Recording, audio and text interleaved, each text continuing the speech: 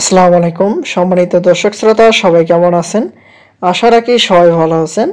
আজ ৯ ফেব্রুয়ারি ২০২৫ সরকারি কর্মকর্তাদের মহার্ঘ ভাতার যে সর্বশেষ আপডেট হয়েছে সেটি নিয়ে আজকে আপনাদের মাঝে আলোচনা করব। সেটি হচ্ছে আজকে অর্থ উপদেষ্টা কি জানালেন সরকারি কর্মকর্তাদের যে মহার্ঘ ভাতা দেওয়া হবে এই প্রসঙ্গে এখানে বিস্তারিত কি বলা হয়েছে আপনাদের মাঝে জানিয়ে দেওয়ার চেষ্টা করব। আশা করি ভিডিওটি মনোযোগ সহকারে শেষ পর্যন্ত দেখার চেষ্টা করবেন। আর আমাদের চ্যানেলটিতে নতুন হয়ে থাকলে অবশ্যই চ্যানেলটি সাবস্ক্রাইব করে পাশে থাকা বেল আইকনটি অন করে রাখবেন। এখন দেখি বিস্তারিত কি বলা হয়েছে। সরকারি কর্মকর্তা কর্মচারীদের মহার্ঘ ভাতার বিষয়ে এখনও সিদ্ধান্ত নেওয়া হয়নি বলে জানিয়েছেন অর্থ উপদেষ্টা ডক্টর সালেহউদ্দিন আহমেদ।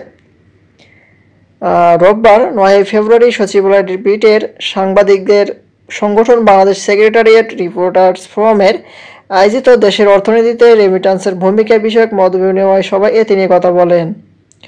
উপদেষ্টা বলেন, আন্তর্জাতিক মুদ্রা তহবিলের সব শর্ত মানা হয় না। এজন্যই অনেক সময় বলা হয় আইএমএফের শর্ত ফেল করেছে বাংলাদেশ। এখনও সরকারি কর্মকর্তা কর্মচারীদের মহার্ঘ ভাতার বিষয়ে সিদ্ধান্ত নেওয়া হয়নি। সরকারের আয় ব্যয় ব্যালেন্স করতে হয়।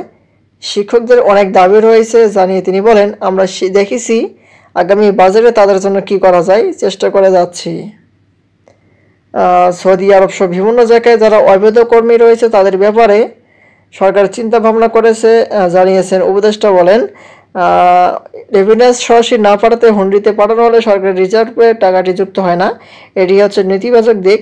আমাদের দেশের যারা প্রবাসী কর্মী তারা অধিকাংশ অদক্ষ, কিন্তু ভারত, শ্রীলঙ্কা বিভিন্ন দেশের প্রবাসী কর্মীরা দক্ষ, তারা লেখাপড়াও করে যায়। আর এখন থেকে কর্মী পাঠানোর উপর জোর দিতে হবে, এখানে তাই বলা হয়েছে।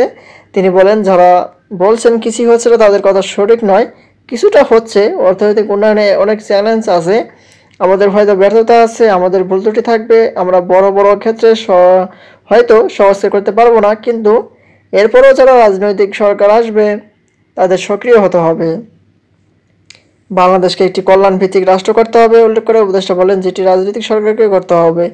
এর হচ্ছে মহার্ঘ ভাতার সর্বশেষ আপডেট। পরবর্তীতে নতুন কোনো মহার্ঘ ভাতার আপডেট নোটিশ পেতে আমাদের চ্যানেলটিকে সাবস্ক্রাইব করে রাখবেন। ধন্যবাদ সবাইকে। আসসালামু আলাইকুম।